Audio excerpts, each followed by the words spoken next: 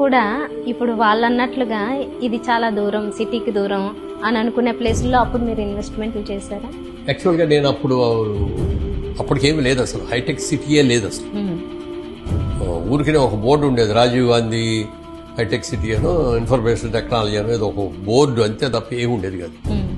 Jubilee hills road number 12 దాటితే అసలు road కూడా ఉండేది కాదు. పొద్దున్నే ఒక 3 కార్లు, సాయంత్రం ఒక 3 కార్లు మాత్రం వెళ్తా ఉండేవి ఈ రోడ్డు మీద, కచ్చా రోడ్డు లాగా ఉండేది అనమాట. ఆ తర్వాత శిల్పారామం కట్టారు. ఆ శిల్పారామం కట్టిన తర్వాత కాస్త లైట్లు గీట్లు అన్నీ అందరి అలా డెవలప్ అయింది. ఎందుకంటే రియల్ ఎస్టేట్ చేసేవాళ్ళు ఎవరైనా సరే ఫ్యూచర్ను దృష్టిలో పెట్టుకోవాలి. రాబోయే రోజుల్లో ఇదిగో ఇది బాగా పెరుగుద్ది, దీనికి డిమాండ్ వస్తుంది. దీని జూబ్లీ ఎన్క్లేవ్లో 800 రూపాయలు పెట్టుకున్నాడు, 2 లక్షలు 3 లక్షలకు కూడా అనిపిస్తుంది.